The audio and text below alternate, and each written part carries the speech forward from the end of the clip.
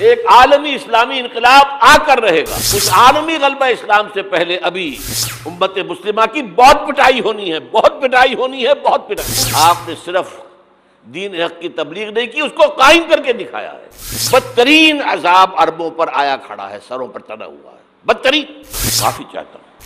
امت مسلمہ بحیثیت مجموعی اللہ کی نگاہ میں مجرم، بہت بڑی مجرم. کیوں؟ 1 انچ زمین دنیا میں نہیں دکھا سکتی جہاں اللہ کا دین قائم ہو.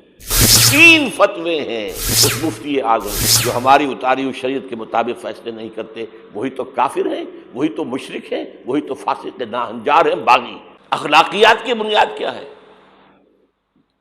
کیا نیکی اور بدی کی کوئی مستقل اقدار ہے؟ Good and evil are they permanent values? یا جیسے آج کل کی بات ہو گئی ہے، بہت بڑی گمراہی کی بات ہے لیکن بہت عام کہی جاتی ہے، nothing is good or evil, only thinking makes it so. نہ کوئی نیکی نیکی ہے، نہ کوئی بدی بدی ہے. یہ تو ہمارے سوچنے کا انداز ہے. کسی کو نیکی کہہ دیتے، کسی کو بدی نہیں. یہ مسائل ہیں جن سے روز اول سے فلسفی لوگ ان کے بارے میں غلطاؤں پیچ رہے، سوچتے رہے، غور و فکر کرتے رہے. وہ سارا سفر جو آدم سے لے کر محمد تک صلی اللہ علیہ وسلم تمام فلسفیوں نے ذہنی سفر طے کیا، وہ حضور کو ان چند دنوں میں غار حرا کی خلوت میں طے کرا دیا گیا، تاکہ انسان نے بحیثیت انسان جو کچھ سوچا ہے وہ آپ کے علم میں آ گئے. اس کے بعد اب اقرأ باسم ربک الذی خلق. انسانی سوچ تو یہیں تک ہے، اب پڑھو اپنے رب کا نام لے کر جس نے تمہیں الگ سے پیدا کیا. اور اس کے بعد پھر 2 حکم آئے. اب یہ غور و فکر کا ایک دور تو ختم ہو گیا، فلسفیانہ غور و فکر تکمیل کو پہنچا. ایک دوسرا شروع ہو گیا. اب ایک فکر دامنگیر ہوا، یہ میرے اوپر کتنی بڑی ذمہ داری آ گئی ہے. یہ معاشرہ ٹھیک ہو سکتا ہے؟ یہاں امکان ہے اصلاح کا؟ خود قرآن نے کہا انا سنلقی علیک قولا ثقیلا، ہم آپ پر ایک بہت بھاری بوجھ ڈالنے والے ہیں. اب یہ فکر دامنگیر ہوئی، اس کے لیے غور کرتے رہتے تھے، سوچتے رہتے تھے. تو دونوں یہ صورتیں شروع ہوتی ہیں. اے نبی، اب یہ غور و فکر کا کام چھوڑیے، اب میدان میں آئیے، کمر کس لیجیے. یا ایھا المزمل قم، یا ایھا المدثر قم. دونوں جگہ ایک ہی امر ہے، قم، کھڑے ہو جاؤ، کمر بستہ ہو جاؤ. لیکن عجیب بات ہے، میں چند منٹ لے رہا ہوں اس پر. رات کو کمر کسو، کھڑے رہو ہمارے سامنے. قم اللیل الا قلیلا نصفہ او انقص منہ قلیلا او زد علیہ ورتل القرآن ترتیلا. یہ مشقت، جانگسل، اگرچہ اخلاق کے اعتبار سے آپ انسانیت کی بلندی پر ہیں، انک لعلی خلق عظیم، لیکن یہ بوجھ جو آپ پر آیا ہے نبوت و رسالت کا، اس کے لیے آپ کو کچھ اور مشقت جھیلنے کے لیے تیاری کرنی ہوگی. ان ربک یعلم انک تقوم ادنی من ثلثی اللیل ونصفہ وثلثہ وطائفۃ من الذین معک.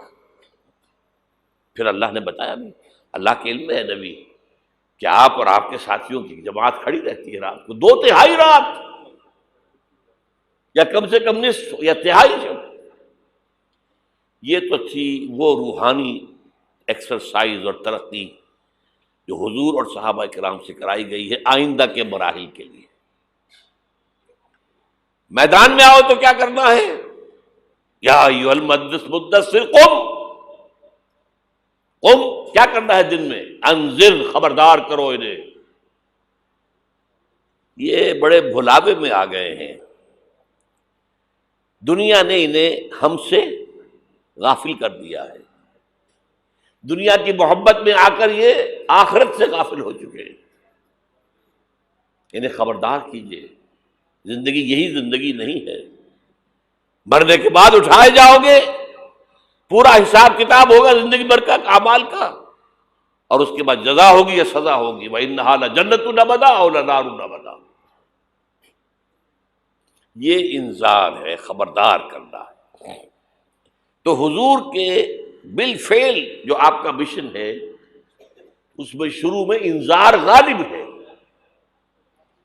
وہ تو اب تک کچھ لوگوں نے تسلیم کیا، کچھ لوگ ایمان لائے، کچھ لوگ قریب آئے، کچھ تربیت میں سے گزر رہے، انہیں بشارت دیتے تھے، تمہارے لیے بشارت ہے، سلام علیکم۔ یہاں تک کہا گیا ہے نبی یہ جو ہمارے مومن بندے آپ کے پاس آتے ہیں، وَخْفِضْ جَنَاحَكَ لِلْمُؤْمِنِينَ، ذرا اپنے کندھوں کے ان کے سامنے جھکا کر رکھا کیجیے، ان پر شفقت کیجیے، ان سے محبت کے ساتھ پیش آئیے، یہ ہمارا تحفہ ہے آپ کے لیے، ہم نے انہیں چنا ہے آپ کے لیے، یہ آپ کے صحابی بنیں گے، انقلاب کے اندر یہی تو دست و بازو ہوں گے۔ ٹھیک ہے ان میں غلام بھی ہیں، ان میں غریب بھی ہیں، ان میں مزدور بھی ہیں، لیکن یہی ہیں جو تاریخ کے دھارے کا رخ موڑیں گے۔ پھر بشارت کا دور آیا ہے بعد میں، شروع میں تو انذار ہے۔ یا میرا جی چاہ رہا میں آپ کو حضور کا ایک خطبہ اور سنا دوں انذار ہی کے حوالے سے۔ جب آیت آئی کہ اب انذر عشیرتک الاقربین، اے نبی اب اپنے قریب کے رشتہ داروں کو خبردار کیجیے۔ یہ جو مشن شروع ہوا حضور کا، یہ ہمارے آج کے واعظوں کے مانند نہیں ہے کہ دنیا بھر میں واعظ کہتے پھرتے گھر والوں کی خبر ہی نہیں، اولاد کدھر جا رہی ہے اس کے بارے میں فکر ہی نہیں۔ واعظ بہت بڑے ہیں، چیریٹی بگنز ایٹ ہوم، سب سے پہلے دعوت دیجیے اپنے گھر والوں کو اور اپنے رشتہ داروں کو۔ وانذر عشیرتک الاقربین، تو حضور نے حکم دیا حضرت علی کو رضی اللہ تعالی عنہ، علی ایک دعوت طعام کا بندوبست کرو اور سب بنی ہاشم کو بلا لو۔ بنو ہاشم میں زیادہ قریبی رشتہ دار، یہ آپ کو معلوم ہونا چاہیے کہ جیسے ہمارے ہاں ایک قبیلہ ہوتا وٹو قبیلہ، اب وٹو میں مانے کے، لالے کے، شامد کے یہ ہوتے ہیں نا، پھر ان میں خاندان ہوتے ہیں، کوئی شاہ محمد تھا اس کی اولاد جو ہے وہ شامد کے ہو گئی، لالا کوئی ہوگا لالے کے ہو گئے، مانے کے ہو گئے، لیکن ہے سب وٹو۔ اسی طرح مکے میں بسنے والے تھے سب قریش، کوئی جو ہے بنو ہاشم، کوئی بنو امیہ، کوئی بنو علی، کوئی بنو تیم، لیکن سب کے سب کون تھے؟ قریش۔ اس میں جو گھرانہ تھا جس سے حضور تھے وہ بنو ہاشم تھے۔ تو اقربین کہا نا اپنے قریبی رشتہ داروں کو، کھانا کھلایا، اس کے بعد آپ کھڑے ہوئے، ابو لہب نے تاڑ لیا کہ ابھی ہمارے سامنے اپنی دعوت رکھیں گے، وہ تو چونکہ ایک دیوار بیچ کا پڑوسی تھا اور دشمن تھا، چگا چچا ہونے کے باوجود بدترین دشمن، اس نے شور مچایا، ہوٹنگ کی، اور کسی نے بات نہیں سنی اور یہ کوشش ناکام ہو گئی۔ چند دن کا بیچا دے کر آپ نے صلی اللہ علیہ وسلم پھر کہا علی دوبارہ ذرا کھانے کا اہتمام کرو، پھر بلایا، پھر کھانا کھلایا۔ میں کہا کرتا ہوں کہ اب کچھ شرم آ گئی ہوگی کہ 2 دفعہ روٹی کھا لی ہے تو کم سے کم ان کی بات تو سن لو۔ یہ خطبہ جو دیا ہے حضور نے صلی اللہ علیہ وسلم، عظیم ترین خطبہ، جامع ترین خطبہ، لیکن مجھے عجیب ہے، یہ محسوس ہوتا ہے کہ ہمارے ہاں احادیث کی کتب میں میرے علم کی حد تک یہ موجود نہیں ہے۔ مجھے یہ خطبہ ملا ہے نہج البلاغہ سے، اہل تشیع کی جو اہم ترین کتاب سمجھ لیجیے، حضرت علی کے خطوط، خطبات، حضور کی حضرت علی کے اشعار بحیثیت خلیفہ جو آپ کے فرامین، یہ سب جمع کیے گئے ہیں نہج البلاغہ، اس میں یہ خطبہ، اس میں ایک چیپٹر ہے خطبات نبوی، اس میں یہ پہلا خطبہ ہے۔ ایک ایک لفظ جو ہے حکمت کا موتی ہے۔ آپ کھڑے ہوئے، ان الرائد لا یکذب اہلہ، دیکھو لوگوں، کسی قافلے کا رہنما کبھی اپنے قافلے والوں کو دھوکہ نہیں دیا کرتا۔ کیا بتایا کہ میں اس قافلہ انسانیت کا رہنما بنا کر بھیجا گیا. واللہ لو کذبت الناس جميعا ما کذبتکم ولو غررت الناس جميعا ما غررتکم. خدا کی قسم میں پوری دنیا سے جھوٹ بول سکتا بالفرض تو تم سے تو کبھی نہ بولتا. You are my kith and kin. اور اگر میں پوری دنیا کو دھوکہ دے سکتا بالفرض تو تمہیں تو کبھی نہ دیتا. یہ تمہید ہو گئی. 3 جملے. چوتھے جملے میں ایمان باللہ ایمان بالرسول دونوں آ گئے. واللہ الذی لا الہ الا ہو انی لرسول اللہ الیکم خاصۃ والی الناس کافۃ. قسم ہے اس اللہ کی جس کے سوا کوئی الہ نہیں. توحید آ گئی. میں اللہ کا رسول ہوں تمہاری طرف خاص طور پر اور پوری دنیا کی طرف عام طور پر. اب جو جملے آ رہے ہیں وہ سارے انذار آخرت پر ہیں.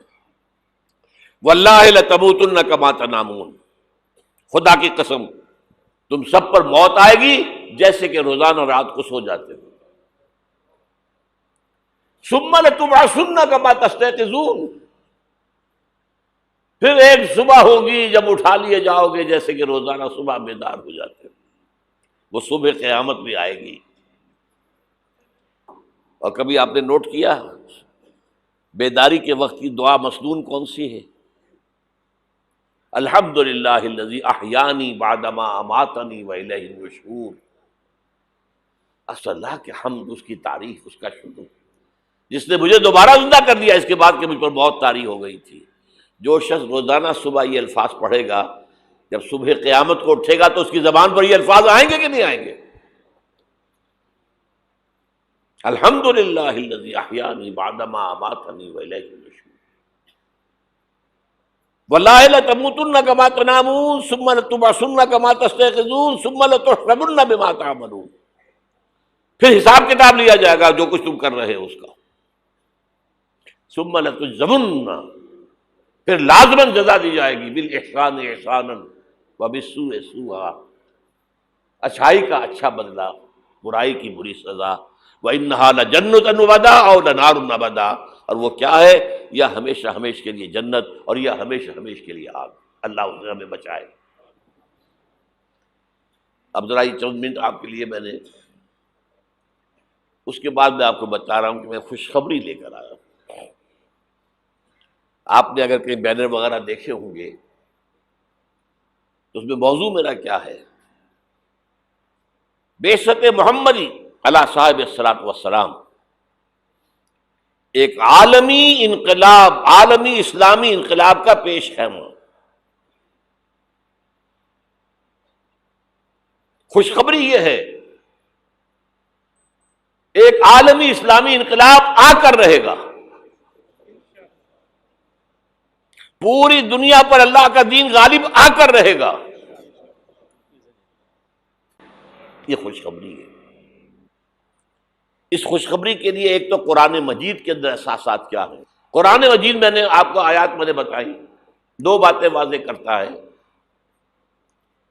هو الذی ارسل رسولہ بالہدی ودین الحق لیظہرہ علی الدین کلہ. یہ 3 دفعہ الفاظ آئے ہیں قرآن میں. سورہ توبہ، سورہ فتح، سورہ صف. ایک شوشے کا فرق نہیں ہے. اور کسی رسول کے لیے یہ الفاظ نہیں آئے. یہ نوٹ کر لیجیے. میں شاید 2 سال پہلے یہاں آیا تھا تو میں نے تکمیل نبوت اور رسالت پر بات کی تھی. حضور پر نبوت صرف ختم نہیں ہوئی ہے، مکمل ہوئی ہے. اور آپ کی فضیلت کی بنیاد یہ ہے کہ مکمل ہوئی ہے. محض ختم نبوت میں فضیلت کا پہلو کون سا ہے؟ ایک چیز پہلے تھی اب نہیں ہے، فضیلت کا ہی ہے. سوچ رہے ہیں؟ کامل ہوئی نبوت، کامل ہوئی رسالت. یہ تکمیل نبوت و رسالت، یہ اساس ہے فضیلت محمدی کی صلی اللہ علیہ وسلم. نبوت کا کمال کیا ہے؟ ہدایت کامل ہو گئی قرآن میں، اسی لیے اس کی حفاظت کا ذمہ اللہ نے لیا. تورات کا تو نہیں لیا. حالانکہ قرآن کہتا ہے انا انزلنا التوراۃ فیہا ھدی و نور، تورات بھی ہم نے نازل کی تھی، اس میں ہدایت بھی تھی، نور بھی تھا۔ ابھی ہدایت کامل نہیں تھی، ابھی انٹرم پیریڈ کے لیے ہدایات تھیں۔ دی 10 کمانڈمنٹس، یہ مشہور ہے لفظ، ہدایات۔ نمبر 2، دین حق غالب ہوا، کامل ہوا۔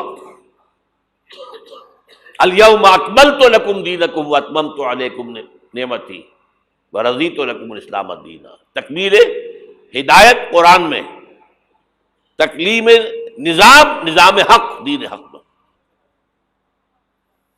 تکمیل رسالت آپ نے صرف دین حق کی تبلیغ نہیں کی، اس کو قائم کر کے دکھایا ہے۔ اور تکمیل رسالت، آپ پہلے اور آخری رسول ہیں اللہ کے، جو پوری نوع انسانی کے لیے بھیجے گئے۔ پہلے ہر رسول اپنی قوم کی طرف آتا تھا۔ وَإِلَىٰ عَادٍ أَخَاهُمْ هُودًا وَإِلَىٰ ثَمُودَ أَخَاهُمْ صَالِحًا وَإِلَىٰ مَدْيَنَ أَخَاهُمْ شُعَيْبًا إِنَّا أَرْسَلْنَا نُوحًا إِلَىٰ قَوْمِهِ۔ حضرت مسیح بھی رسولاً الی بنی اسرائیل، پوری نوع انسانی کے لیے نہیں آئے تھے۔ واحد اللہ کے رسول پہلے اور آخری وہ محمد ہیں صلی اللہ علیہ وسلم، جو پوری نوع انسانی کے لیے بھیجے گئے۔ اس کے لیے میں نے آپ کو یہ 5 مقامات پر آیا قرآن میں، الفاظ مختلف ہیں۔ وہ تینوں ایک جگہ پر ایک ہی الفاظ میں آئے ہیں، تینوں 3 جگہ پر، یہ ذرا مختلف ہے۔ وَمَا أَرْسَلْنَاكَ إِلَّا كَافَّةً لِلنَّاسِ بَشِيرًا وَنَذِيرًا، ہم نے نہیں بھیجا ہے نبی آپ کو مگر تمام انسانوں کے لیے بشیر اور نذیر بنا کر۔ وَمَا أَرْسَلْنَاكَ إِلَّا رَحْمَةً لِلْعَالَمِينَ، اور نہیں بھیجا ہے آپ کو مگر تمام جہانوں کے لیے رحمت بنا کر۔ اور اے نبی کہہ دو یا ایھا الناس انی رسول اللہ الیکم جمیعا، میں تم سب کی طرف اللہ کا رسول بن کر آیا ہوں۔ وہ میں نے خطبہ سنایا، اس کے اندر بھی موجود ہے، پہلے دن سے موجود ہے۔ پہلے دن سے حضور پر بات واضح تھی، یہ آیتوں تو بعد میں نازل ہوئی ہے۔ واللہ الذی لا الہ الا هو انی لرسول اللہ الیکم خاصۃ وإلی الناس کافۃ۔ اب نتیجہ نکالیے اس کا صغریٰ کبریٰ۔ حضور کو بھیجا دین کے غلبے کے لیے، بھیجا پوری نوع انسانی کے لیے۔ تو جب تک پوری نوع انسانی پر اللہ کا دین غالب نہ ہو، کیا حضور کا مقصد بعثت مکمل ہو گیا؟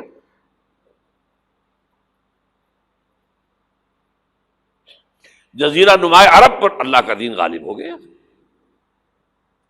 عربوں کی حد تک دین کی تبلیغ مکمل ہو گئی۔ اگر تو آپ صرف عربوں کے لیے آئے ہوتے تو آپ کا کام پورا ہو گیا تھا۔ آپ آئے پوری نوع انسانی کے لیے، پوری دنیا کے لیے۔ تو پھر اقبال کے لفظ میں سنیے، وقت فرصت ہے کہاں، کام ابھی باقی ہے، نور توحید کا اتمام ابھی باقی ہے۔ تو پوری دنیا جب تک اس نور توحید سے جگمگا نہ اٹھے، پوری دنیا جب تک نور رسالت سے منور نہ ہو جائے، اس وقت تک وقت فرصت ہے کہاں، کام ابھی باقی ہے۔ اور کیا ہو سکتا ہے کہ دنیا ختم ہو جائے اور حضور کی بعثت کا مقصد مکمل نہ ہو؟ ناممکن۔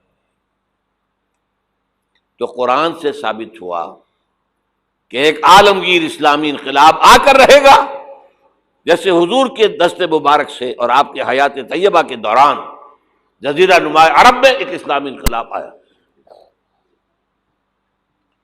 اب اس میں حضور کی طرف سے حدیث سے سنیے۔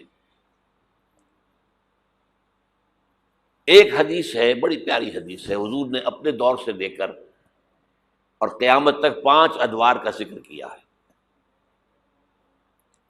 مجھے یاد نہیں رہا، ہم نے ان حدیثوں کو ایک 4 ورقے کی شکل میں بہت عام کیا ہے، لاکھوں کی تعداد میں شائع کیا ہے۔ میرا خیال تھا کہ میں لے آؤں گا یہاں بھی آپ کے لیے تحفے کے طور پر، بھول گیا میں۔ یہ حدیث جو ہے حضرت نعمان ابن بشیر سے ہے رضی اللہ تعالیٰ عنہ، اور مسند احمد ابن حنبل میں ہے رحمۃ اللہ علیہ۔ حضرت نعمان ابن بشیر فرماتے حضور نے ارشاد فرمایا تکون النبوۃ فیکم ما شاء اللہ ان تکون، لوگوں دیکھو نبوت تمہارے مابین رہے گی جب تک اللہ چاہے گا کہ رہے۔ ثم یرفع اللہ اذا شاء یرفعها، پھر جب اللہ چاہے گا اسے اٹھا لے گا۔ کیا مطلب؟ میں رہوں گا تمہارے مابین جب تک اللہ چاہے گا، پھر جب اللہ مجھے اپنے پاس بلا لے گا، میری وفات ہو جائے گی تو دور نبوت ختم ہو جائے گا۔ ثم تکون خلافۃ علی منہاج النبوۃ، پھر ایک دور ہوگا خلافت، لیکن نبوت کے نقش قدم پر، بالکل نقش قدم پر، ڈٹو، کاربن کاپی، کوئی فرق نہیں ہوگا، بال برابر بھی۔ اس کو ہم کہتے ہیں خلافت راشدہ۔ حدیث میں ہے خلافت علی منہاج النبوۃ، فتکون ما شاء اللہ ان تکون، وہ بھی رہے گا جب تک اللہ چاہے گا۔ ثم یرفع اللہ اذا شاء یرفع، جب اللہ چاہے گا اسے بھی اٹھا لے گا۔ پھر تیسرا دور آئے گا، ثم یکون ملکا عاضا، پھر ایک کاٹ کھانے والی ملوکیت کا دور آئے گا، بادشاہت، ملوکیت، کاٹ کھانے والی، ظالم۔ یہ دور ملوکیت ہے۔ بنو امیہ، بنو عباس، یہ خلفاء نہیں تھے، بادشاہ تھے، یہ ملوکیت تھی۔ واقعہ کربلا کب ہوا؟ انہی کے دور میں ہوا نا۔ واقعہ ہررا کب ہوا؟ انہی کے دور میں ہوا۔ 3 دن تک مدینے کو مباح کر دیا گیا فوجیوں پر، لوٹو جس کو چاہو، ریپ کرو جسے چاہو، مدینہ۔ یہ ہماری تاریخ کے واقعات ہیں۔ پھر سینکڑوں تابعین کو شہید کیا حجاج ابن یوسف نے۔ یہ ہماری تاریخ ہے کہ نہیں؟ حضور خبر دے رہے ہیں، ملکن عاضا، کاٹنے والی، کٹکھنی ملوکیت کا دور آئے گا۔ فرمایا یہ بھی رہے گا جب تک اللہ چاہے گا، پھر اللہ جب چاہے گا یہ دور بھی ختم ہو جائے گا۔ ثم تکون ملکن جبریا، پھر ایک اور بادشاہت ہوگی جس میں غلامی ہوگی۔ کیا مطلب؟ یہ پہلی ملوکیت مسلمانوں کی تو تھی، کلمہ گو تو تھے، جھوٹے تھے یا سچے تھے، کلمہ گو تو تھے۔ اچھا برے بھی تھے تو اچھے بھی تھے، بہت اچھے اچھے لوگ بھی پیدا ہوئے۔ بادشاہوں میں بھی جو مثالیں مسلمان بادشاہوں کی ہیں، اچھے لوگوں کی، آپ کو دنیا میں نہیں ملیں گی۔ لیکن اس کے بعد کون سا دور آیا؟ ہماری اب ملکہ کون تھی؟ ملکہ وکٹوریہ۔ اب یہ ملوکیت جمع غلامی، کہیں پر برطانیہ، کہیں پر فرانس، کہیں پر اٹلی، کہیں پر اسپین، پورا عالم اسلام، کولونیلزم جسے آپ کہتے ہیں، یورپی استعمار جسے آپ کہتے ہیں، ملکن جبرین۔ لیکن جو خوشخبری ہے وہ کیا ہے؟ ثم تکون خلافۃ علی منہاج النبوۃ، پھر اس کے بعد دور آئے گا خلافت علی منہاج النبوت کا۔ یہ خوشخبری ہے۔ آج تاریخ کا قافلہ کہاں کھڑا ہے نوٹ کر لیجئے۔ وہ ملکن جبرین براہ راست ختم ہو چکی ہے۔ انگریز گیا، فرانسیسی گئے، ولندیزی گئے، ڈچ گئے، اسپینیئرز گئے، اطالوی گئے، سب گئے، عالم اسلام آزاد ہو گیا نا۔ لیکن بائی پراکسی انہی کی حکومت جاری ہے، ابھی انہی کے ذہنی غلام، انہی کے تہذیبی شاگرد، انہی کے غلام، انہی کے ایجنٹ آج پورے عالم اسلام پر حکمران۔ صرف یہ کہ پہلے وہ براہ راست حکومت کر رہے تھے، اب بائی پراکسی کر رہے ہیں۔ اپنے دور میں تعلیم دے کر ایسے لوگ پیدا کر گئے جن کی چمڑیاں تو کالی رہ گئیں، اندر سے یورپین ہو گئے. اور بیکاروں نے یہی کہا تھا ہم جو نظام تعلیم یہاں بنا رہے ہیں اس کے نتیجے میں ہندوستان کے لوگوں کی چمڑی کی رنگت تو نہیں بدلے گی لیکن اندر سے وہ بالکل بدل جائے گا. انہی کے غلام ہیں، انہی کی تہذیب، انہی کی عریانی، انہی کی بے حیائی، انہی کی بے شرمی. یہ دور انٹرم پیریڈ ہے، چوتھا دور ختم ہوا ہے، پانچواں آیا نہیں ہے، لیکن پانچواں زیادہ دور نہیں ہے. یہ دور آئے گا. پہلی بات تو یہ کہ آئے گا، اس میں نے قرآن سے بھی ثابت کر دیا، حدیث سے بھی ثابت کر دیا. اس میں جو شک کرے میرے نزدیک اس کے ایمان میں شک ہے. اچھا اب جب آئے گا تو کس شان سے آئے گا؟ اب جب آئے گا گلوبل ہوگا.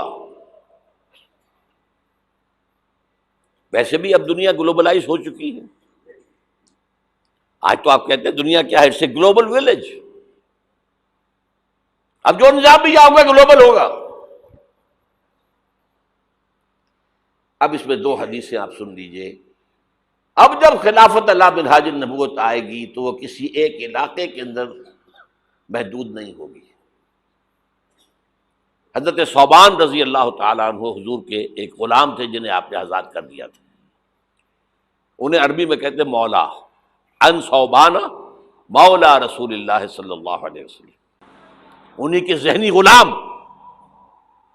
انہی کے تہذیبی شاگرد، انہی کے غلام، انہی کے ایجنٹ آج پورے عالم اسلام پر حکمران. صرف یہ کہ پہلے وہ براہ راست حکومت کر رہے تھے، اب بائی پراکسی کر رہے ہیں. اپنے دور میں تعلیم دے کر ایسے لوگ پیدا کر گئے جن کی چمڑیاں تو کالی رہ گئیں، اندر سے یورپین ہو گئے. اور بیکاروں نے یہی کہا تھا ہم جو نظام تعلیم یہاں بنا رہے ہیں اس کے نتیجے میں ہندوستان کے لوگوں کی چمڑی کی رنگت تو نہیں بدلے گی لیکن اندر سے وہ بالکل بدل جائے گا. انہی کے غلام ہیں، انہی کی تہذیب، انہی کی عریانی، انہی کی بے حیائی، انہی کی بے شرمی. یہ دور انٹرم پیریڈ ہے، چوتھا دور ختم ہوا ہے، پانچواں آیا نہیں ہے، لیکن پانچواں زیادہ دور نہیں ہے. یہ دور آئے گا. پہلی بات تو یہ کہ آئے گا، اس میں نے قرآن سے بھی ثابت کر دیا، حدیث سے بھی ثابت کر دیا. اس میں جو شک کرے میرے نزدیک اس کے ایمان میں شک ہے. اچھا اب جب آئے گا تو کس شان سے آئے گا؟ اب جب آئے گا گلوبل ہوگا. ویسے بھی اب دنیا گلوبلائز ہو چکی ہے. آج تو آپ کہتے ہیں دنیا کیا ہے؟ It's a global village. اب جو نظام بھی آؤگا گلوبل ہوگا. اب اس میں دو حدیثیں آپ سن لیجئے. اب جب خلافت اللہ منہاج النبوت آئے گی تو وہ کسی ایک علاقے کے اندر محدود نہیں ہوگی. حضرت ثوبان رضی اللہ تعالیٰ عنہ حضور کے ایک غلام تھے جنہیں آپ نے آزاد کر دیا تھا. انہیں عربی میں کہتے مولا، ان ثوبان مولا رسول اللہ صلی اللہ علیہ وسلم. یہ مولا کا لفظ عجیب ہے. آقا بھی مولا ہوتا ہے، غلام آزاد ہو جائے وہ مولا ہے. حالی موالی، موالی جو بنا ہے لفظ. بہرحال ان ثوبان مولا رسول اللہ صلی اللہ علیہ وسلم قال، حضور نے فرمایا صلی اللہ علیہ وسلم، قال النبی صلی اللہ علیہ وسلم ان اللہ زوالی الارض، اللہ نے میرے لیے ساری زمین کو لپیٹ دیا. فرائے تو مشارقہا و مغاربہا، میں نے سارے مشرق دیکھ لیے، سارے مغرب دیکھ لیے. اب اس کو نہ سوچیے کیسے دیکھ لیے ہوں گے، زمین تو گول ہے، لپٹی کیسے ہوگی. یہ معاملہ اللہ کا اس کے رسول کے مابین. اللہ اپنے رسولوں کو جو مشاہدات کراتا ہے وہ ہماری سمجھ سے بالاتر ہے.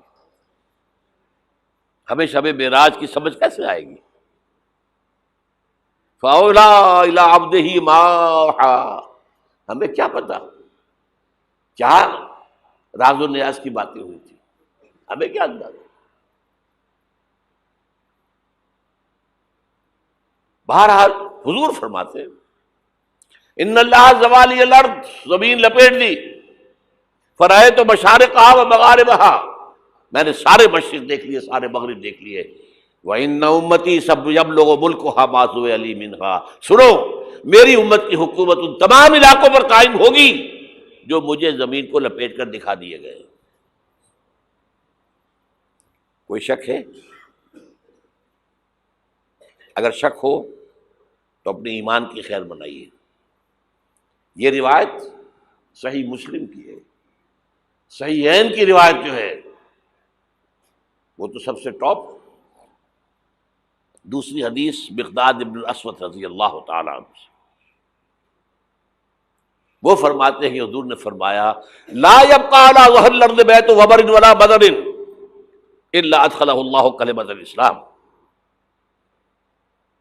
اس زمین پر نہ کوئی گھر بچے گا اینٹ گارے کا بنا ہوا، نہ کوئی خیمہ ہوگا جو بالوں کے کمبلوں سے بنا ہوا ہو، مگر یہ کہ اس میں اللہ کلمہ اسلام کو داخل کر کے رہے گا۔ بعز عزیز او ذل ذلیل، یا تو کسی باعزت کے اعزاز کے ساتھ وہ ایمان خود قبول کرے گا، اسلام اس کے اندر داخل ہوگا، اس کا بھی اعزاز ہوگا۔ وَلِلَّهِ الْعِزَّةُ وَلِرَسُولِهِ وَلِلْمُؤْمِنِينَ وَلَٰكِنَّ الْمُنَافِقِينَ لَا يَعْلَمُونَ، اور جو نہیں اسلام قبول کرے گا اسے نیچے ہو کر رہنا پڑے گا، یؤتُوا الْجِزْیَۃَ عَن یَدٍ وَهُمْ صَاغِرُونَ، انہیں اسلام کی سپریمیسی قبول کرنی پڑے گی۔ کوئی گھر نہیں بچے گا جس میں کہ اللہ کا کلمہ داخل نہ ہو جائے۔ حضرت مقداد کہتے ہیں پھر میں نے اپنے دل میں کہا وَيَكُونُ الدِّينُ كُلُّهُ لِلَّهِ، یہ جو سورہ انفال میں الفاظ آئے ہیں دین کل کا کل اللہ کے لیے ہو جائے تب تو یہ ہو جائے گا۔ تو اس خوشخبری کو سامنے رکھیے، حضور کا مقصد بعثت غلبہ دین، بھیجا گیا پوری نوع انسانی کے لیے، تکمیل اس وقت ہوگی جب پورے عالم انسانیت پر دین کا غلبہ ہو جائے، جیسے 1400 برس قبل عرب میں ہو گیا تھا، اور یہ ہو کر رہے گا۔ اس کی خبر 5 ادوار کے اعتبار سے حضور نے دے دی، اس کے گلوبل ہونے کی حضور نے 2 حدیثیں میں نے آپ کے سامنے رکھ دی، ہمیشہ وہ ہوگا۔ اور آج دنیا ادھر جا رہی ہے، اور دنیا کو ہے پھر مار کا روح و بدل پیش، تہذیب نے پھر اپنے درندوں کو ابھارا، اللہ کو پابر دیے مومن پہ بھروسہ، ابلیس کو یورپ کی مشینوں کا سہارا، امریکہ مشینوں کے بل پر کھڑا ہوا ہے، اس کی تہذیب ختم ہو چکی ہے۔ وہ جو اقبال نے 100 سال پہلے کہا تھا، دیار مغرب کے رہنے والوں خدا کی بستی دکان نہیں ہے، کھرا جسے تم سمجھ رہے ہو وہ اب ذرے کم عیار ہوگا، تمہاری تہذیب اپنے خنجر سے آپ ہی خودکشی کرے گی، جو شاخ نازک پہ آشیانہ بنے گا ناپائیدار ہوگا۔ اور آج کیا ہوا ہے وہاں؟ صدر امریکہ فرماتا ہے، کلنٹن، جو اس کا آخری state of the union address تھا آخری، القریب امریکی قوم کی اکثریت حرام زادوں پر مشتمل ہوگی۔ اس کے الفاظ کیا ہیں؟ Born without any wedlock, کوئی شادی کا بندھن نہیں ہے، ماں باپ میں بچے پیدا ہو رہے ہیں، ان کو آپ کیا کہتے ہیں؟ حرامی۔ اب لوگوں کی اکثریت کو پتہ ہی نہیں ہمارا باپ کون تھا، جانتے ہی نہیں۔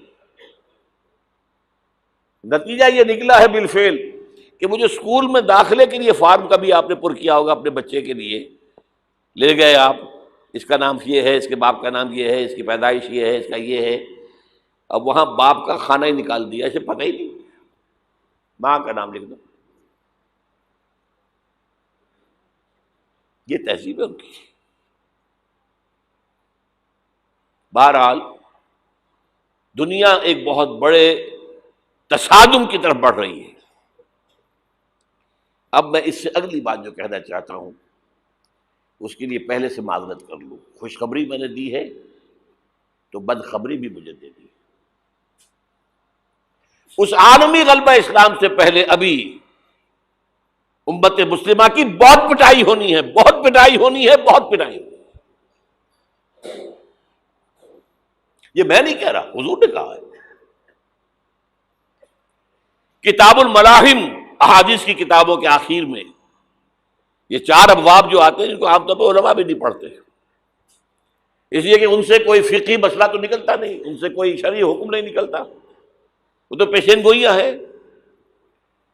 کتاب الفتن، کیسے کیسے فتنے اٹھیں گے، کتاب الملاحم، کیسی کیسی جنگیں ہوں گی، کتاب اشراط الساعہ، قیامت کی جو علامات کیا ہوں گی، کتاب و علامات القیامہ، یہ کیا ہوں گے، ان ابواب کو پڑھیے تو آپ کو معلوم ہوگا اس دور کے آنے سے پہلے ابھی امت مسلمہ پر اللہ کے عذاب کے بہت سخت کوڑے پڑ گئے۔ معافی چاہتا ہوں، اگر رسولوں کی شان یہ تھی کہ وہ مبشر بھی تھے اور نذیر بھی تھے، تو میں بھی ایک ادنا غلام انہیں کا ہوں۔ میں جو کہہ رہا ہوں قرآن اور حدیث سے کہہ رہا ہوں۔ یہ عذاب کیوں آئے گا؟ امت مسلمہ بحیثیت مجموعی اللہ کی نگاہ میں مجرم، بہت بڑی مجرم۔ کیوں؟ 1 انچ زمین دنیا میں نہیں دکھا سکتی جہاں اللہ کا دین قائم ہو۔ یہ مذہب ہے، مسجدیں ہیں، حج ہے اور عمرے ہیں، یہ مذہب ہے۔ دین کہاں ہے؟ اللہ کا نظام کہاں ہے؟ دین حق کہاں ہے؟ وہ نظام عدل کہاں ہے؟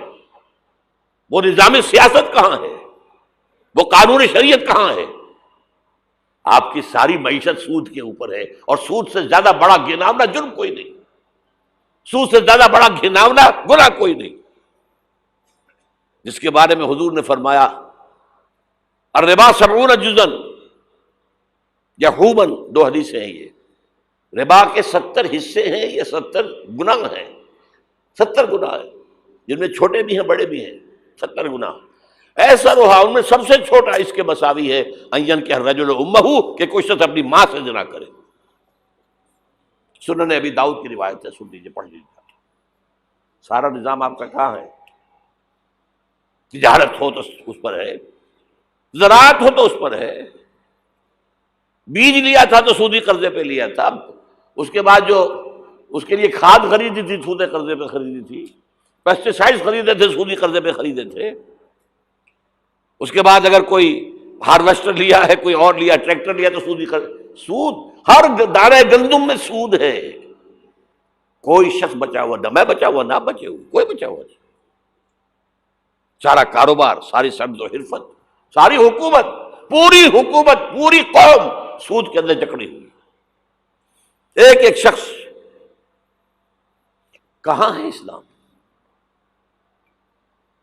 آپ میری بات سمجھ لیجئے، اسلام کے 2 حصے کر لیجئے، اسلام بطور مذہب، اسلام بطور دین۔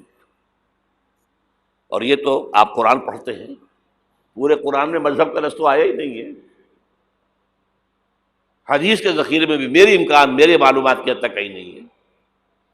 یہ مذہب تو ہمارے یہاں استعمال ہوتا تھا فقہوں کے لیے، مذہب حنفی، مذہب مالکی، مذہب شافعی، مذہب حنبلی، اب ایک مذہب سلفی اہل حدیث حضرات کا ہو گیا ہے، مذہب ظاہری، بعد مذہب جعفری، یہ فقہوں کے لیے تھا۔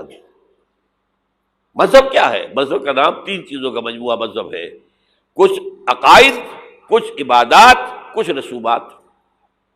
بچہ پیدا ہوگا تو کیا کریں گے؟ عقیقہ کریں گے۔ کوئی فوت ہوگا تو کیا کریں گے؟ جنازہ پڑھائیں گے، کفن دفن کریں گے۔ شادی ہوگی تو کیا کریں گے؟ ایجاب و قبول ہوگا، ولیمہ ہوگا۔ یہ رسومات ہیں۔ دین یہ نہیں ہے، دین ہے اللہ کا دین، اللہ کا نظام،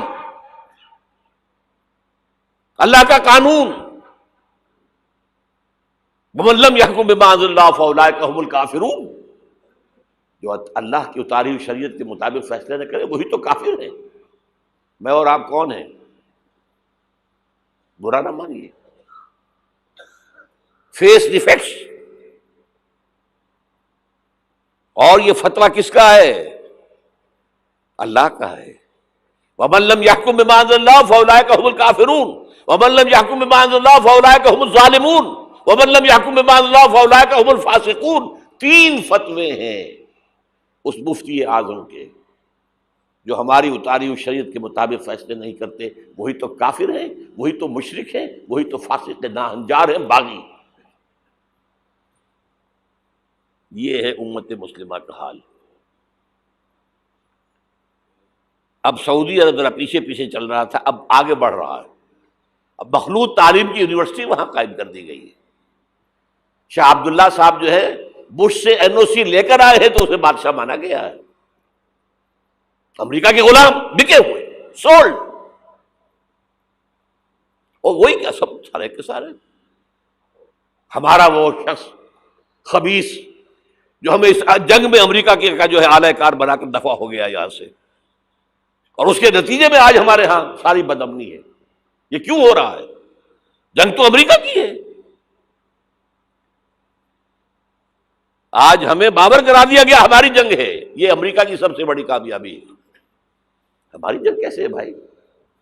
یہ جنگ 2001 میں شروع ہوئی تھی، سب سے پہلے حملہ افغانستان میں کیا گیا تھا، ہم سے مدد مانگی تھی کہ ہماری مدد نہیں کرو گے تو ہمارے دشمن ہو، تو جنگ ان کی تھی کہ ہماری تھی؟ ہماری جنگ ہوتی تو ہم مدد مانگتے اسی سے۔ نہ کوئی جرم ثابت تھا اسامہ کا، نہ کوئی جرم ثابت تھا طالبان کا۔ جرم ایک ہی ہوا تھا کہ کچھ شریعت محمدی نمایاں ہو رہی تھی، اس کی برکات کا ظہور ہو رہا تھا۔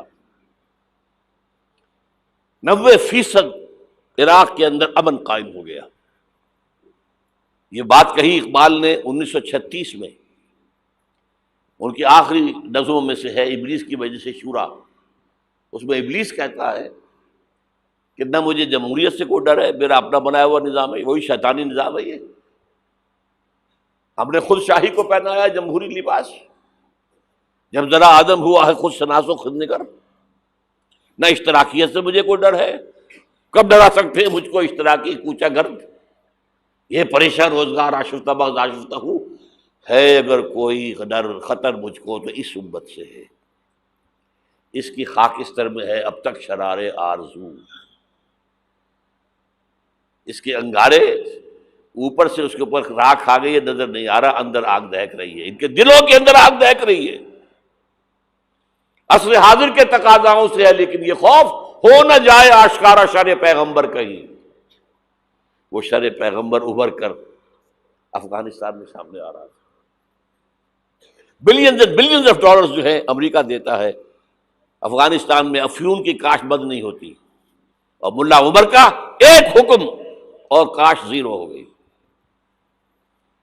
انہوں نے کہا یہ تو ہمارے لیے انتہائی بڑا خطرہ ہے، یہ نظام اگر ظاہر ہو گیا دنیا پر، اگر یہ ابھی کلی ہے کھل گئی پھول بن گئی تو کیا ہوگا؟ یہ شیطنت ختم ہو جائے گی۔ اس لیے تہس نہس کیا افغانستان، وہ جنگ ہے۔ اب وہاں سے جو لوگ بھاگ کر آ گئے تھے ہمارے قبائلی علاقوں میں آ کر آباد ہو گئے، کیونکہ خود امریکہ لے کر آیا تھا انہیں۔ جب روسیہ کے خلاف جنگ ہو رہی تھی تو جہاد جہاد جہاد کا غلغلہ بلند کر کے، یہ اسامہ ابن لادن خود امریکہ کا ایجنٹ تھا اس وقت، عمر عبد الرحمان امریکہ کا ایجنٹ تھا، ایک اور ایجنٹ کس کام کے لیے تھے؟ عبداللہ اعظم، یعنی وہ لے کر آ رہے تھے مسلمانوں کو، مجاہدین کو، وہ خروش کے ساتھ کام کر رہے تھے کہ یہاں اسلام آئے گا، اس جہاد کے نتیجے میں اسلامی ریاست قائم ہوگی، اسلام کا غلبہ ہو جائے گا، آؤ آؤ آؤ۔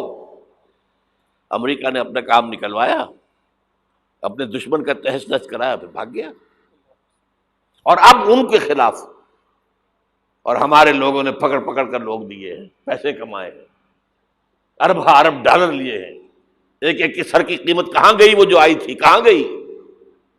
وہ واپس امریکی بینکوں میں پہنچ چکی ہوئی۔ یہ طوفان ہے اس وقت جو ہمارے سر پر کھڑا ہے۔ جو میں نے کیا بات کہی ہے نوٹ کر لیجئے، ہم بحیثیت مجموعی اللہ کے مجرم ہیں، باغی ہیں۔ کیوں؟ ہم نے کلونیلزم سے آزاد ہونے کے بعد، جب تک انگریز تھا ہم کہتے تھے ہم کیا کریں، ہم تو مجبور ہیں۔ کہیں فرانسیسیوں کی حکومت تھی، کہیں ولندیزیوں کی تھی، کہیں ہسپانویوں کی تھی، کہیں اطالویوں کی تھی، کیا کریں؟ جب وہ سارا پردہ ہٹا دیا، کسی ملک نے قرآن کو اپنا امام نہیں بنایا، اللہ کی طرف رخ نہیں کیا، کسی نے رخ کیا ماسکو کی طرف، جمال عبد الناصر ہو یا وہ جو شام کا ہوتا تھا حافظ الاسد، ان کا کدھر تھا قبلہ؟ ماسکو، اور یا باقی سب کا واشنگٹن۔ ہم مجرم ہیں۔ اب ان مجرموں میں بھی ایک ذرا تجزیہ کرنا پڑے گا، کون زیادہ بڑا مجرم ہے۔ یہ جو ہماری کوئی 150 ارب 150 کروڑ 1.5 ارب مسلمان ہیں، ان کا تجزیہ کر لیجئے 30 کروڑ کے قریب عرب ہیں۔ یہ امیین جن کا حضور نے کہا تھا تمہاری طرف خاص طور پر بھیجا گیا ہوں، انی لرسول اللہ علیکم خاصۃً۔ ان کو کتنا بڑا مقام ملا کہ محمد ان میں سے تھے صلی اللہ علیہ وسلم۔ یہ رتبہ بلند ملا جس کو ملا۔ ہاشمی تھے کہ نہیں تھے؟ کرشی تھے کہ نہیں تھے؟ اور نمبر 2، ان کی زبان میں اللہ کا کلام ہے۔ ہم تو کیسے پڑھیں اللہ کا کلام؟ عربی سیکھیں، گرامر سیکھیں، گردانے رٹیں، چٹائی توڑ تعلیم حاصل کریں تو قرآن پڑھیں نا۔ ان کی تو مادری زبان میں ہے۔ پھر انہوں نے امام نہیں بنایا تو سب سے بڑے مجرم وہ ہیں۔ باقی جو 120 کروڑ ہے ان میں نمبر 2 ٹاپ کا مجرم مسلمانوں نے پاکستان میں۔ وائی تم نے ایک ملک کی تقسیم کرائی، ہم سے دعائیں کی تھی کہ اللہ انگریز کی غلامی سے نکال کر ہمیں ہندو کی غلامی محمد دے دے، اے اللہ ہمیں ایک آزاد ملک دے دے، علیحدہ ملک دے دے، اللہ تیرے دین کا بول بالا کریں گے، تیرے دین کا نمونہ دکھائیں گے دنیا کو۔ یہ علامہ اقبال کا خواب تھا جو 1930 میں انہوں نے دیکھا تھا۔ ایک تو یہ کہ ہندوستان کے شمال مغرب میں ایک آزاد اسلامی ریاست قائم ہوگی، آزاد مسلمان ریاست۔ وہ تو 17 سال کے بعد ہو گئی، 37 کا خطبہ تھا، 47 میں قائم ہو گئی۔ دوسرے یہ کہ اگر ایسا ہو گیا تو ہمیں موقع مل جائے گا کہ اسلام کے چہرے پر جو داغ دھبے عرب ملوکیت، عرب امپیریلزم، شہنشاہیت کے دور میں آ گئے تھے، اب دنیا تو دیکھتی ہے نا بنو امیہ کا دور کیسا تھا۔ آخر ہماری تاریخی کا داغ ہے نا۔ واقعہ کربلا کس کا داغ ہے؟ واقعہ ہرا کس کی تاریخ کا داغ ہے؟ ہمارے چہرے کا داغ ہے نا۔ تاریخ تو ہماری ہے۔ ہم یہ چہرے پر، اسلام کے چہرے سے یہ داغ دبے دھو کر اصل اسلام اور اس کا عہد حاضر کے تقاضوں کے مطابق ایک نظام قائم کر کے دنیا کو دکھائیں گے، ایک مثال ہوگی۔ اور قائد اعظم نے کہا تھا یہ ایک روشنی کا مینار ہوگا۔ But we went back upon our promise۔ ہم نے اللہ سے وعدہ، اللہ نے کہا ٹھیک ہے لو۔ سورہ اعراف میں ذکر ہے حضرت موسیٰ کی آمد کے بعد کہا تھا بنی اسرائیل نے، اے موسیٰ ہم پر تو تمہارے آنے سے پہلے بھی ظلم ہو رہا تھا اور تمہارے آنے کے بعد بھی ہو رہا ہے، تمہارے آنے سے ہمیں تو کوئی حاصل ہوا نہیں۔ سورہ اعراف میں ان کا قول ہے عصا ربکم ان یہلک عدوکم ویستخلفکم فی الارض فینظر کیف تعملون۔ قریب ہے کہ تمہارا رب تمہارے دشمن کو ہلاک کر دے، فرعون اور لاؤ لشکر کو غرق کرے، تمہیں دنیا میں حکومت دے، پھر دیکھے گا تم کیا کرتے ہو۔ اللہ نے ہمارے دشمن کو قتل کیا ہے۔ گاندھی کے لیے یہ موت سے کم بات نہیں تھی، کانگریس کے لیے یہ موت سے کم بات نہیں تھی۔ بھارت ماتا کے ٹکڑے، کچھ ہی دنوں پہلے گاندھی نے کہا تھا میری لاش کے اوپر پاکستان بن سکتا ہے، بنا؟ کیسے بن گیا؟ تو اللہ کا فیصلہ ہے، یہ معجزہ تھا۔ رمضان المبارک کی 27ویں شب کو نازل ہوا یہ، جو رات نزول قرآن کی ہے وہی رات نزول پاکستان کی ہے، معجزہ تھا۔ لیکن تم نے تو محل بنائے ہیں، تم نے دنیا بنائی ہے، تم نے موٹر وے بنا لی ہے، ہمارا دین کہاں ہے؟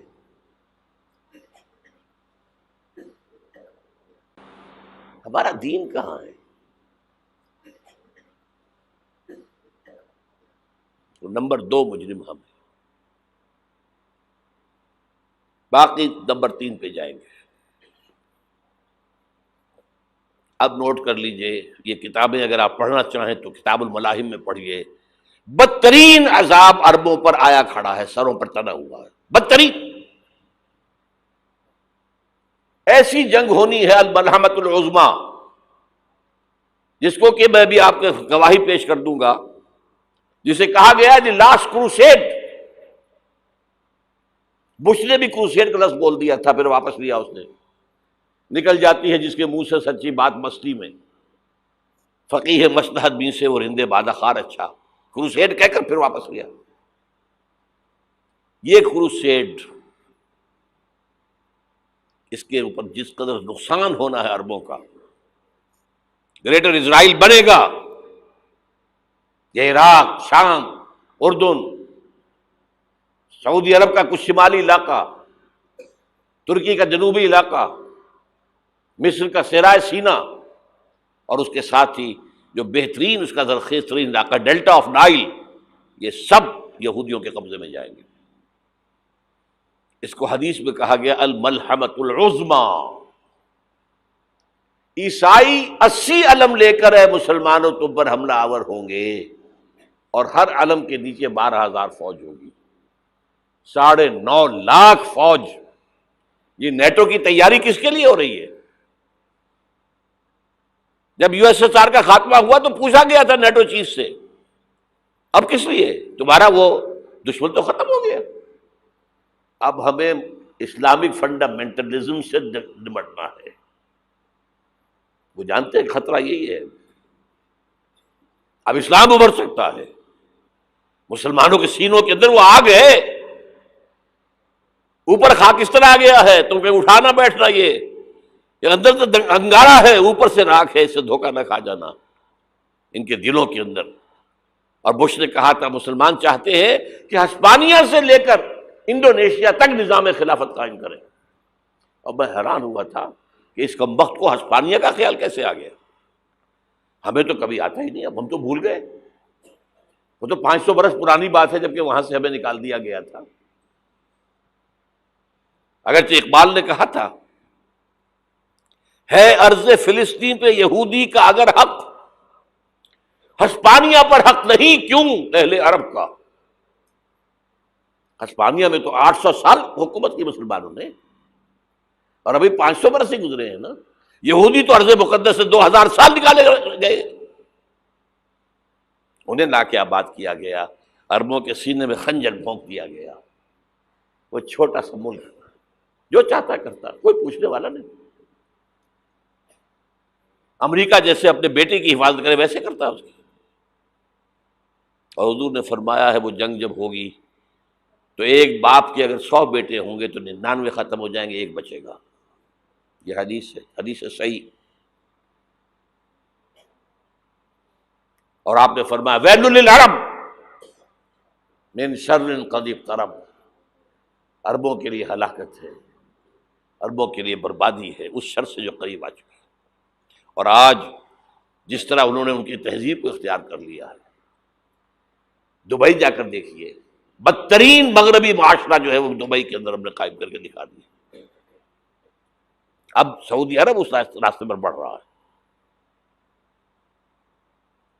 اور اس کے بعد نمبر 2 پر جو ہے ہم پاکستانی ہیں،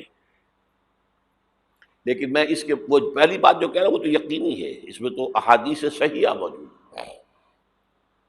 اگرچہ اس کے بعد پانسا پلٹے گا، پھر حضرت مہدی کا ظہور ہوگا، حضرت عیسیٰ کا نزول ہوگا، اور وہ گریٹر اسرائیل گریٹر گریو یارڈ بنے گا یہودیوں کا، ایک ایک یہودی قتل ہوگا اور دفن ہوگا۔ یہ بات میں ہونا ہے، میں پہلی بات بچ کر رہا ہوں۔ وہ پانسا پلٹے گا جب پلٹے گا، ابھی جو سامنے ہے وہ کیا ہے؟ جس ملحمۃ العظمیٰ کہا حضور نے، جسے آرمگیڈون کہتے ہیں عیسائی۔ آرمگیڈون کی اگر کہیں جا کر آپ دیکھیں گے، آپ ڈکشنری میں مانی تو کیا لکھا ہے؟ A very big war which will be fought between the forces of evil and good before the end of this world۔ اس دنیا کے خاتمے سے پہلے خیر اور شر کی قوتوں کے درمیان بہت بڑی جنگ ہوگی۔ ارمجدون اسے کہتے ہیں عربی میں، اور ارمگیڈون اسے کہتے ہیں انگریزی کے اندر۔ اور یہ بائبل کی آخری کتاب کے اندر ہے، جو اس میں کہ مکاشفات یوحنا، ریولیشنز آف سینٹ جان. یہ تو میں کہہ رہا ہوں یقین کے ساتھ، اور زیادہ دور نہیں ہے، آیا چاہتا ہوں.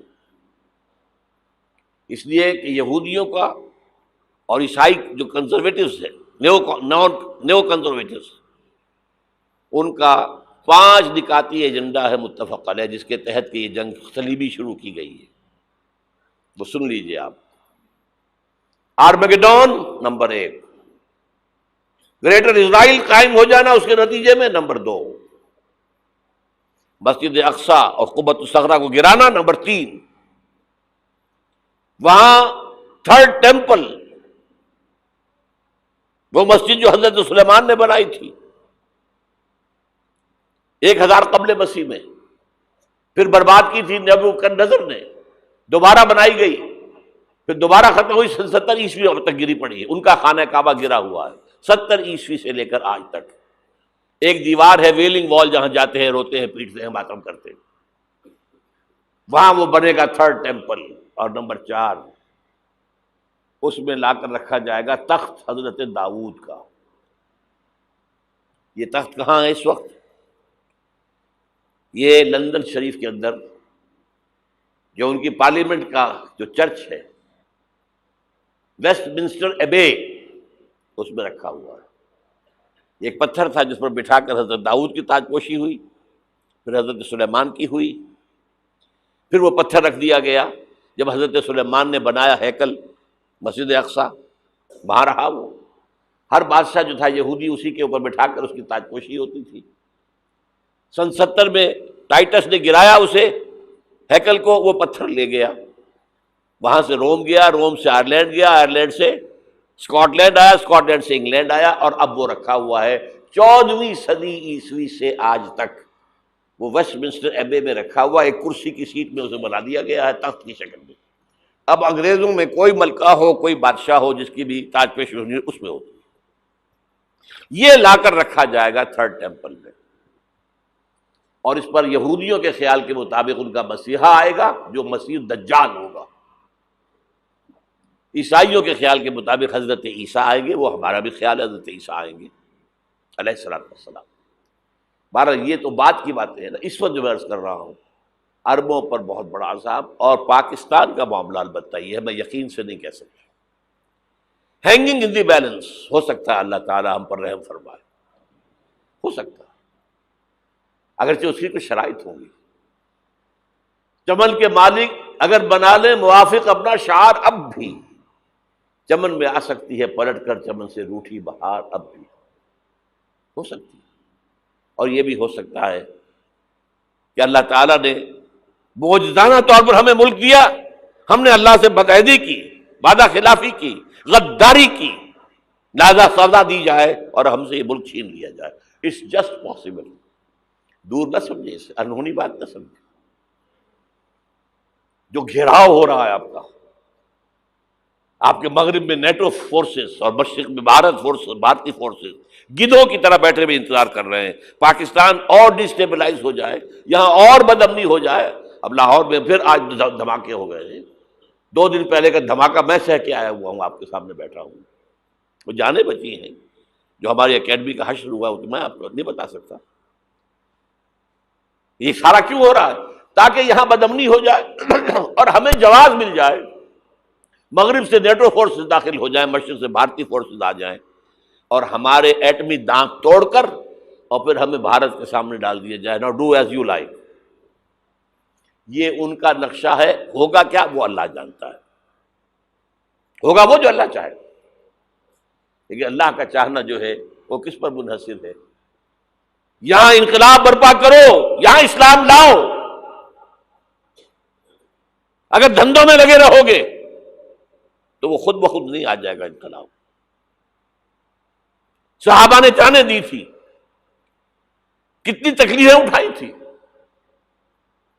12 برس تک مکی دور کے اندر با نشہ درویشی در ساز و دمادم زن، جو پختہ شبی خدرا بر سلطنت جم سن.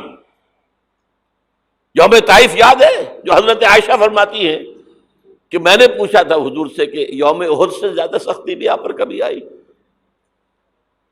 یوم احد پر کیا ہوا تھا؟ تلوار کا وار پڑا تھا آپ کے چہرہ مبارک، یہ جو رخسار کی ہڈی ہے اس کے اندر وار گیا ہے، اوپر خود کی 2 کڑیاں تھیں وہ اس میں گھس گئیں، 2 دندان مبارک شہید ہوئے۔ وہ خود کی کڑیاں ایک صحابی نے اپنے دانتوں سے پکڑ کے کھینچنے کی کوشش کی، دانت نکل گئے، وہ نہیں نکلی، کیا جتن کر کے نکالی گئی ہوگی تو خون کا فوارہ آیا، اتنا خون گیا ہے کہ آپ بے ہوش ہو گئے، گر گئے، اور مشہور یہ ہو گیا کہ آپ کا تو انتقال ہو گیا، شہادت ہو گئی۔ یہ سیرت کبھی پڑھی ہے؟ حضرت عائشہ کے ہوش کا تو یہی دور تھا نا، یوم طائف میں تو آپ کیا تھی، بچی تھی، انہیں کیا پتا کیا ہو رہا ہے حضور کے ساتھ۔ 3 دن تک حضور مکے کی گلیاں اور وہاں کے اوباش لوگ پتھراؤ کر رہے گئے تھے اس امید میں کہ شاید وہاں کا کوئی سردار ایمان لے آئے، تو یہاں تو ابو طالب بھی فوت ہو گئے، یہی دنیاوی سہارا تھا، خاندانی سہارا تھا ابو طالب کے ذریعے، اور گھر میں ایک دلجوئی کرنے والی رفیقہ حیات تھی، وہ بھی، ان کا بھی انتقال ہو گیا۔ آپ نے کہا یہ عام الحزن ہے، اب تو سب کو طے ہو گیا قریش کو کہ آپ جیسے قتل کر دو ان کو، اسی لیے آپ گئے طائف، شاید وہاں کا کوئی بڑا سردار مانے ایمان لے آئے مجھ پر تو میں اپنا مرکز ادھر شفٹ کر دوں۔ تینوں سے ملے ہیں، تینوں نے وہ جواب دیے ہیں، نکل جاؤ یہاں سے، میں تمہارے ساتھ بات بھی کرنے کو تیار نہیں ہوں۔ اچھا، تمہارے سوا کوئی نہیں ملا تھا اللہ کو نبی بنا کر بھیجنے کے لیے؟ دیکھو جاؤ، میں بات نہیں کرنا چاہتا، ہو سکتا ہے میں بے عزتی کر بیٹھوں، واقعی تم اللہ کے نبی ہو تو میں مارا جاؤں گا، جاؤ جاؤ جاؤ۔ یہ سلوک محبت کے ساتھ ہوا، اور پھر چھوکروں کو، اسٹریٹ ارچنز جنہیں آپ کہتے ہیں، اشارہ کیا تھا، خبر لو ان کی، پتھراؤ ہو رہا ہے، ساتھ کوئی ہے ہی نہیں، ایک آدمی صرف، زید ابن حارثہ۔ اب سامنے سے پتھر آ رہے ہیں تو حضرت زید آگے آ جاتے ہیں، ڈھال بنتے ہیں، مجھے لگے پتھر حضور کو رہے، آپ پیچھے سے آ رہے ہیں، چاروں طرف سے تو ڈھال نہیں بن سکتا ایک شخص، جسم لہو لہان، خون جا کر جوتیوں میں جم گیا ہے، جوتی اتر نہیں رہی۔ پھر وہاں سے واپسی پر جو دعا مانگی ہے، اللہم الیک اشکو ضعف قوتی وقلت حیلتی وہوانی علی الناس، اے اللہ تیری جناب میں فریاد لے کر آیا ہوں اپنی قوت کی کمی کا، اپنے وسائل کی کمی کا، اور جو ذلت و خواری ہو رہی ہے لوگوں کے سامنے، الا من تکلنی، مجھے کس کے حوالے کر دیا ہے، الا بعیدی یتجہمنی، یہ میرے اوپر ہجوم کر کے آ جائے، حملہ کرے، اور عدو من لگتا امرے، یہ دشمن کے حوالے میرا معاملہ کیا، جو چاہے کر دے وہ۔ لیکن پھر عبدیت غالب آتی ہے، ان لم یکن علی غضبک فلا ابالی، اللہ اگر تو ناراض نہیں ہے تو مجھے کوئی پرواہ نہیں، سر تقسیم خم ہے جو مزاج یار میں آئے، مجھے اندیشہ یہ ہے کہ تو ناراض تو نہیں ہوگی۔ یہ تکلیفیں جھیلی ہے، سینکڑوں صحابہ نے جانوں کا نذرانہ پیش کیا ہے، احزاب کی جنگ میں فاقوں پر فاقے ہو رہے تھے، اور ان فاقوں کی حالت میں خندق کھودنے کا حکم ملا ہے، لوگوں کی کمریں دوہری ہو رہی ہیں، پتھر باندھے ہیں اپنے پیٹوں سے، اپنے چادروں کے ساتھ کس کر، کمر دوہری نہ ہو جائے، اور جب صحابہ کدالیں چلا رہے ہیں تو کیا کہہ رہے ہیں، نحن الذین بایعوا محمدا علی الجہاد ما بقینا ابدا، اللہم لا عیش الا عیش الاخرہ۔ صحابہ کہتے تھے ہم وہ لوگ ہیں جنہوں نے محمد سے بیعت کی ہے کہ جہاد کرتے رہیں گے جب تک جان میں جان نکل جائے تو بات، اور جان ہے، چاہے ابھی بھوک سے کمر دوہری ہوئی جا رہی، جان تو ہے۔ اور ایک دفعہ کہتے تھے اللہم لا عیش الا عیش الاخرہ، اے اللہ عیش، زندگی تو آخرت کی زندگی ہے۔ اور حضور فرماتے تھے، حضور کے بیٹھے ہوئے نہیں تھے گاؤں تکیہ لگا کر، پتھر اٹھا کر خندق میں سے لے جا کر باہر پھینک رہے تھے، جب صحابہ کہتے ہیں اللہم لا عیش الا عیش الآخرہ، حضور فرما رہے ہیں فاغفر الانصار والمہاجرہ، اے اللہ ان انصار اور مہاجرین کی مغفرت فرما دے۔ پھر حضور کی خدمت میں کچھ لوگ آئے، حضور اب یہ فاقہ ناقابل برداشت ہو گیا، دیکھیے ہم نے یہ پتھر باندھے ہوئے اپنے پیٹوں کے ساتھ۔ حضور نے کرتا اٹھا کر دکھایا، وہاں 2 پتھر باندھے ہوئے۔ یہ ہے سیرت النبی۔ آپ کس چیز کو سیرت النبی سمجھتے ہیں؟ بہرحال اس موضوع پر میری ایک کتاب ہے منہج انقلاب نبوی، کہ انقلاب کیسے آیا تھا۔ اگر دل میں ذرا بھی آرزو پیدا ہو گئی ہو کہ اللہ قبول کر لے مجھے بھی، مجھے قبول کر لے اس کام کے لیے، تو وہ کتاب آپ کے لیے مسٹ ہوگی، اس کا پڑھنا۔ وہ جو ہمارے مکتبے نے شائع کی ہوئی ہے اچھے سفید کاغذ پر، وہ تو 200 روپے کی ہے، لیکن ہمارے تنظیم کے طرف سے تاکہ کم استطاعت والے لوگ بھی استفادہ کر سکیں، وہ 70 روپے کی قیمت، اور شاید وہ 50 ہی میں آپ کو مل جائے، وہ یہاں مل جائے گی۔ باہر پڑھیے خدا کے لیے، وہ سیرت اس میں آپ کو ملے گی، سیرت ان جلوسوں میں نہیں ہے، سیرت ان درود کی محفلوں میں نہیں ہے، سیرت ان نعتوں کے اندر نہیں ہے۔ کہاں ہے؟ کسی نے یہ واقعات آپ کو بتائے؟ تو منہج انقلاب نبوی، پھر 5 چھوٹی کتابوں کا ایک سیٹ میں آپ کے لیے بنا کر لے کر آیا ہوں۔ وہ بہت تھوڑی تعداد میں، آج جمعے کے اندر بک گیا ہے اکثر حصہ، بہت تھوڑی تعداد میں رہ گیا۔ حب رسول کے تقاضے کیا ہیں؟ سوچا کبھی؟ ہمارے حضور سے تعلق کی بنیادیں کیا ہیں؟ سوچا کبھی؟ رسول کامل 12 تقریریں میری ہیں جو پاکستان ٹیلی ویژن پر ہوئی تھی 1981 میں، ربیع الاول کے 12 دنوں میں ایک تقریر روز۔ یہ کتابیں باہر، اور آج کے دور میں خاص طور پر جہاد کسے کہتے ہیں؟ جہاد کی حقیقت کیا ہے؟ حقیقت جہاد، اور یہ جو انقلاب کا پروسیس ہے اس کا اختصار کے ساتھ رسول انقلاب کا طریقہ انقلاب کیا تھا، یہ 5 کتابوں کا ایک سیٹ جو ہے وہ 150 روپے کا باہر مل جائے گا۔ آپ لینا چاہیں پڑھیں، سنیں، سمجھیں، جو کچھ ہم حضور سے محبت کے جو اظہار کر رہے ہیں، جس طریقے سے کر رہے ہیں، اس سے ہمارا تعلق ثابت ہو رہا ہے حضور سے۔ اب میں یہاں آپ کو اختصار سے بیان کرتا ہوں حضور کا طریق انقلاب کیا تھا، اختصار کے ساتھ، تفصیل سے ان کتابوں میں دیکھیے۔ نمبر 1، دعوت ایمان بذریعہ قرآن، یتلو علیہم آیاتہ، آج جمعے میں نے اسی آیت پر تقریر کی ہے۔ تلاوت آیات، قرآن پڑھ کے سناؤ، قرآن پڑھ کے سناؤ، قرآن پڑھ کے سناؤ۔ اس قرآن کے ذریعے سے دلوں میں ایمان پیدا ہوگا، یقین والا ایمان۔ دیکھیے، برا نہ مانے، مغالطے میں نہ رہیے، میرے اور آپ کے دلوں میں ایمان نہیں ہے، عقیدہ ہے، عقیدہ ہے، والدین سے ملا ہے۔ یقین والا ایمان کہاں ہے؟ اپنے گریبان میں جھانکیے، اللہ آپ کو توفیق دے۔ کیا مجھے واقعی یقین ہے کہ مجھے مرنے کے بعد جی اٹھنا ہے؟ کیا مجھے یہ واقعی یقین ہے کہ اصل زندگی آخرت کی زندگی ہے؟ کیا مجھے واقعی یقین ہے کہ قرآن اللہ کا کلام ہے؟ ٹٹولیے اپنے دلوں کو۔ اگر یقین ہوتا کہ اللہ کا کلام ہے تو آپ اس کو سمجھنے کے لیے عربی بھی نہ سیکھ سکتے؟ انگریزی آپ پڑھیں، اور پڑھی آپ نے ایسی کہ انگریزوں کو پڑھا دیں، کیا نہیں کیا؟ پی ایچ ڈیز کر رہے ہیں، کون کون سے فنون نہیں سیکھے، ڈاکٹر، اتنی عربی نہیں سیکھی۔ تمہارا دعویٰ ہے کہ تمہارا یقین تھا میری کتاب پر، اللہ پوچھے گا تمہارا سلوک کیا تھا میری کتاب کے ساتھ؟ تم نے پڑھا اس کو، سمجھا اسے سمجھنے کے لیے عربی سیکھی؟ نہیں، تو تم جھوٹ بول رہے ہو، تمہارا کوئی ایمان نہیں تھا میری کتاب۔ ما آمن بالقرآن من استحل محارمہ، جنہوں نے سود کو اپنے پورے نظام کی جڑ بنیاد بنایا ہو، ان کا ایمان کوئی ہے اللہ پر؟ حضور فرماتے ہیں کہ جس شخص نے حرام کسی شے کو اپنے لیے حلال کر لیا اس کا کوئی ایمان نہیں.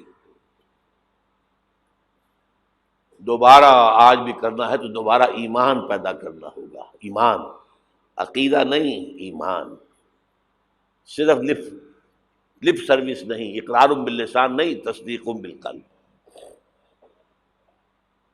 جو لوگ آئے جن کے دلوں میں ایمان پیدا ہوا، پھر ان کا تزکیہ کیا، تطہیر فکر، تصفیہ قلب، تجلیہ روح، تزکیہ نفس، اندر کا باطن دھو دیا قرآن نے.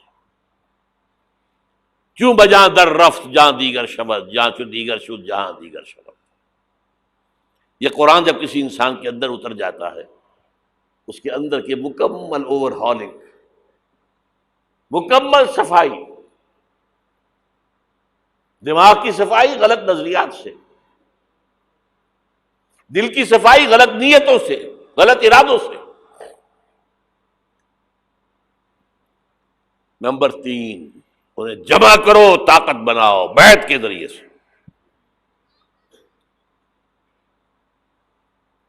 حضرت عبادہ ابن ثابت فرماتے ہیں بایعنا رسول اللہ صلی اللہ علیہ وسلم، متفق علیہ روایت ہے، مسلم شریف بخاری شریف دونوں کی. ہم نے بیعت کی تھی اللہ کے رسول سے علی السمع والطاعت، جو حکم دے گے مانیں گے، اطاعت کریں گے.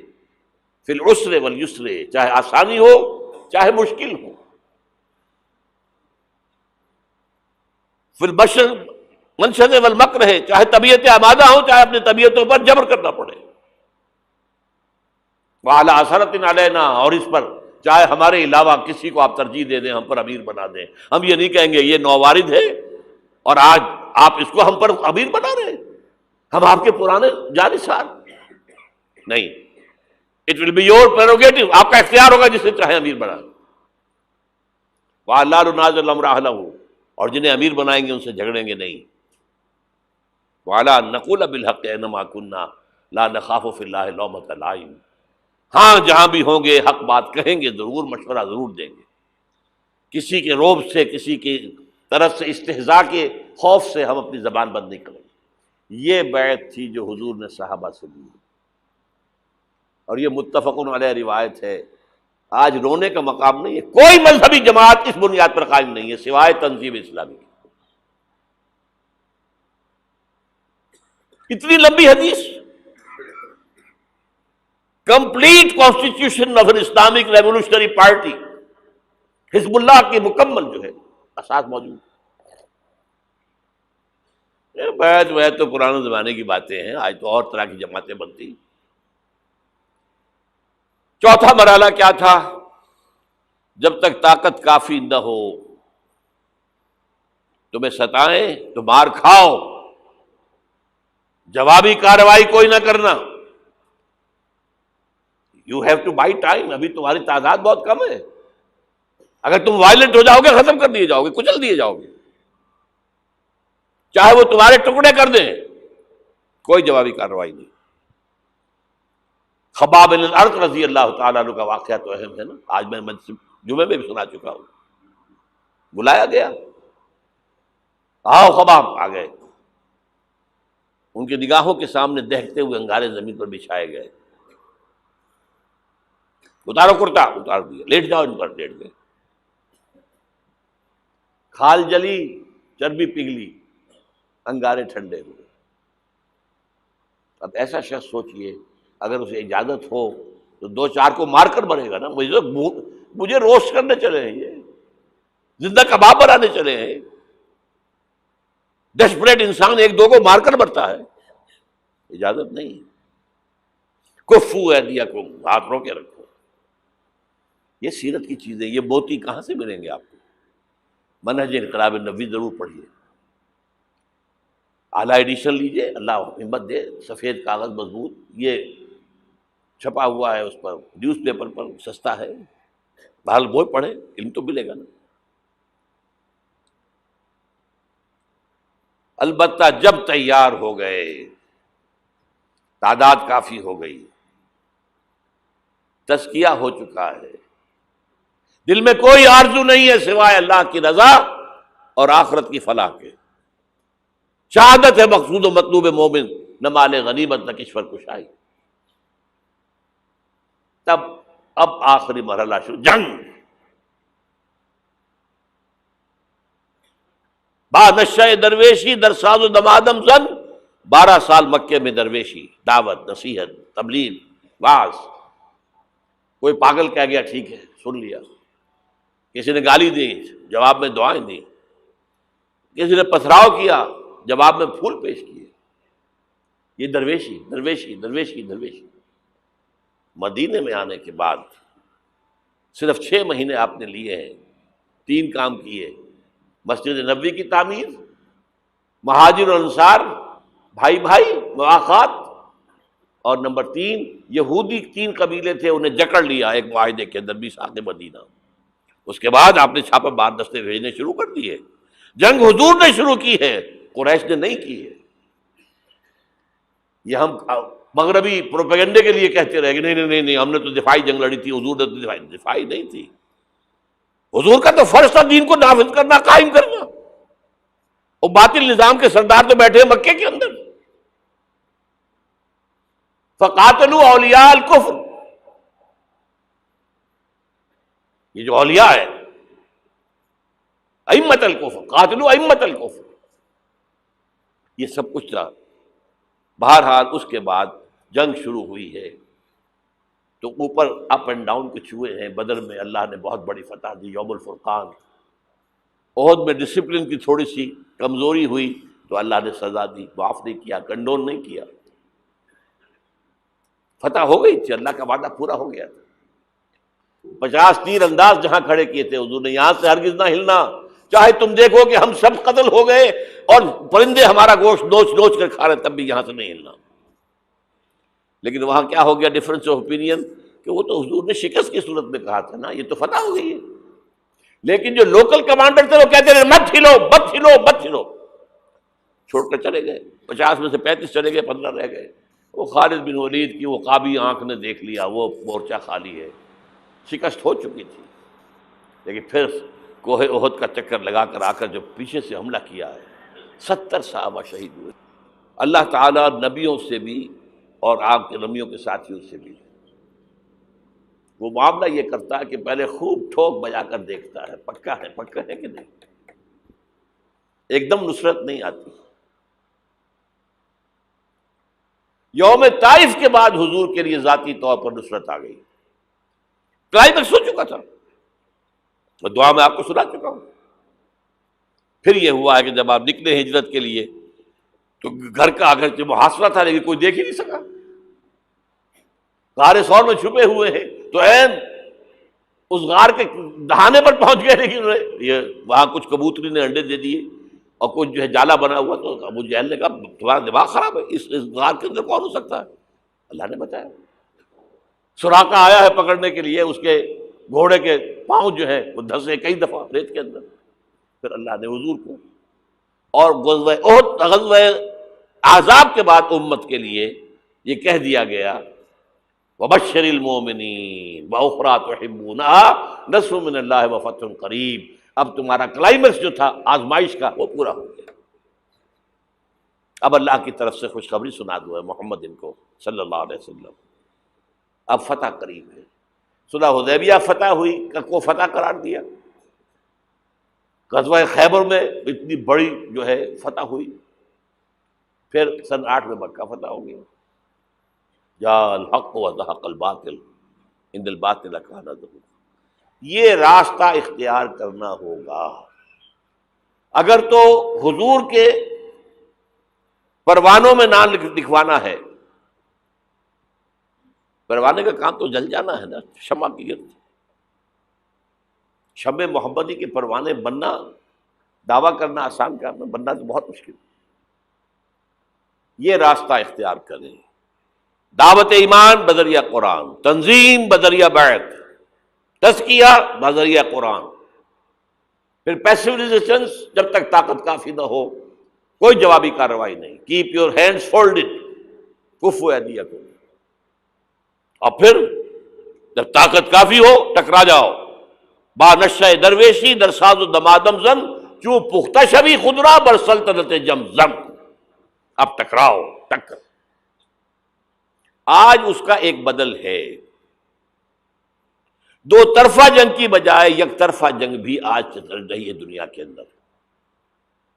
اگر آپ تعداد کافی ہے، کمیٹڈ لوگ ہیں، جان دینے کو تیار ہیں، شہادت ہے مطلوب و مقصود، اور جماعت ہے، ڈسپلن ہے، تو آئیے میدان میں، بلاک کیجئے، گھیراؤ کیجئے، گولیاں چلے سینوں پر کھائیے، بالآخر فوج سرنڈر کرے گی۔ جیسے نظام مصطفیٰ کی تحریک میں بریگیڈیئر محمد اشرف گوندل نے لاہور میں کہہ دیا تھا بس اب ہم مزید فائرنگ نہیں کریں گے، کہتے کہ جماعت تیار ہو، نیتیں درست ہو چکی ہوں، تزکیہ نفس ہو چکا ہو، منظم ایک امیر کے ساتھ بیعت کر کے اس کے حکم پر عمل ہو رہا ہو۔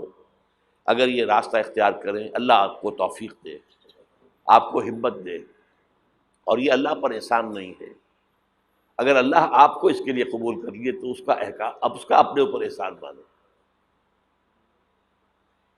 یمنون علیک ان اسلموا قل لا تمنوا علی اسلامکم، اے نبی یہ بدو آپ پر احسان دھر رہے ہیں کہ ہم ایمان لے آئے، اسلام لے آئے، ان سے کہہ دیجئے میرے اوپر اپنا احسان نہ دھرو، بل اللہ یمن علیکم ان ہداکم للایمان، اللہ کا احسان مانو کہ اس نے تمہیں ہدایت دی ہے۔